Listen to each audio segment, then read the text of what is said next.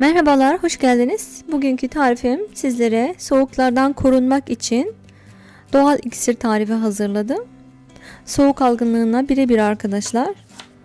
Zencefil, limon, bal ve tarçın karışımı. Doğal antibiyotik şurubumuzun tarifi için gerekli olan malzemelerimiz 2-3 tane yeteri kadar zencefil, 2 tane limon arkadaşlar, 1 tane çubuk tarçın ve yaklaşık yarım kavanoz bal. Zencefili bu kez arkadaşlar ben çok ufak olmayacak şekilde mikserde çektim. İsterseniz bu şekilde ufaltabilirsiniz. İsterseniz julienne şeklinde doğrayabilirsiniz. Ufalttığımız zencefilleri bir kavanozun içerisine en tabanına yerleştirelim.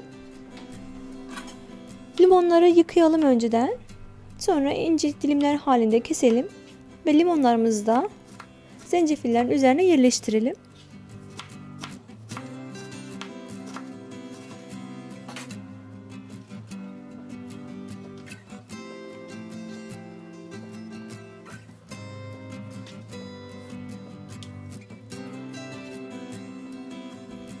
Bir tane çubuk tarçını da içerisine koyalım ve üstü basa bal ilave edelim.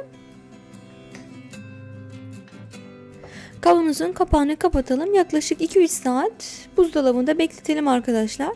2-3 saat içerisinde zaten limon suyu ve bal eriyecektir. Açılacaktır ve sıvı bir karışımı elde edeceğiz. Bu karışımdan hemen bir yemek kaşığı koyup çay bardağına üzerine ister sıcak su ister soğuk su katarak içebilirsiniz. İsterseniz sadece bir tatlı kaşığı şurup gibi içebilirsiniz. Şurup niyetine. Bu şekilde tüketebilirsiniz. Buzdolabında saklayın. Karışım bittiğinde arkadaşlar sadece limonunu değiştirebilirsiniz ve üzerine tekrar bal ilave edip aynı şekilde kullanabilirsiniz. 2-3 hafta boyunca bozulmadan bu şekilde kalabiliyor arkadaşlar. Dediğim gibi sıvısı bittiğinde limonunu ve bal takviyesi yaparak içeceğinizi çoğaltabilirsiniz. Hatta meyveli çay yaparsanız da bu karışımdan zencefili ile beraber çayınıza ilave edip kaynatın. Gerçekten çok etkili arkadaşlar. Sizlere de tavsiye ederim.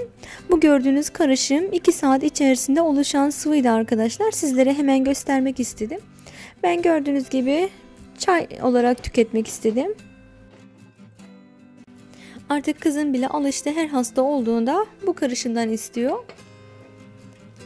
Severek de içiyorlar. Gerçekten tadı çok güzel oluyor arkadaşlar. Şimdiden yapacak olanlara kolay gelsin ve sağlıklı günler diliyorum.